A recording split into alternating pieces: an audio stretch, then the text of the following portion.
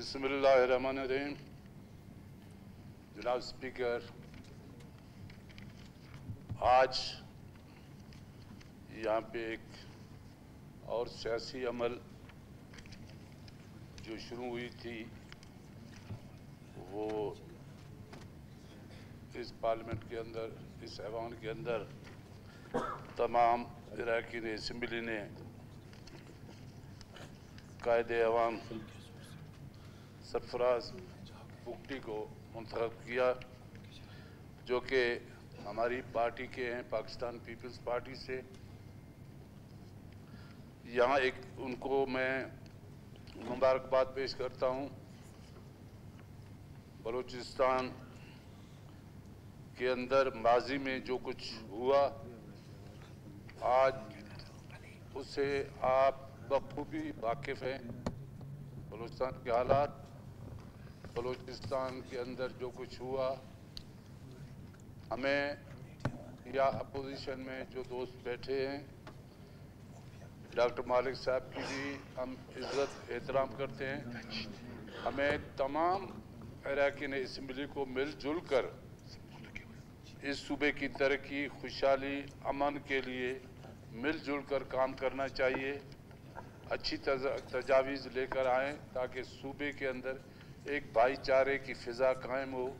यहाँ जो सूरत हाल है, हमें इस 5 साल के अंदर ये साबित करना होगा कि एक माजी की हुकूमतों और मौजूदा हुकूमत के दरमियान, जिसके हम सब टीम का हिस्सा हैं, एक बेहतर नतीजा सूबे के अवाम को दे सकें।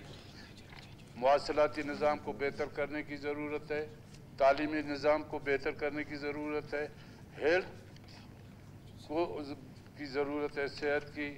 यहाँ पूरे सूबे के अंदर आप देख लें कि जहाँ जहाँ हॉस्पिटल हैं, इंतहाई उनकी कारकर्दगी गैर तसली बख्श है।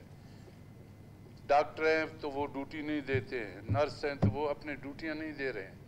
तो इन हालात को मद्देनज़र रखकर हमें मिलजुल कर पॉलिसी बनाना चाहिए ताकि सूबे के अंदर तरक्की, अमन और खुशहाली हो सके।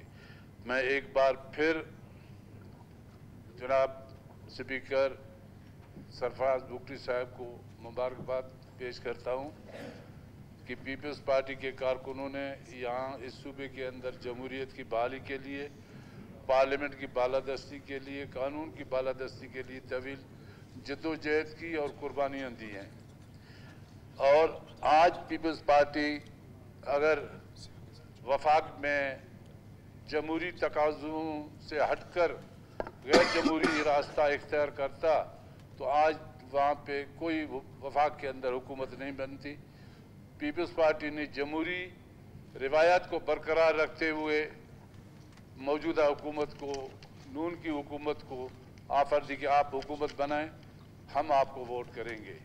तो यही तकाजा हम अपोजिशन से या बलूचिस्तान से ताल्लुक़ रखने वाले दीगर पार्टियों से भी करते हैं। वो भी रज़ाकाराना तौर पर मौजूदा हुकूमत को सपोर्ट करें ताकि हम सब मिलजुल कर इस सूबे की तरक्की के लिए कोई काम कर सकें। वस्सलाम। Thank you.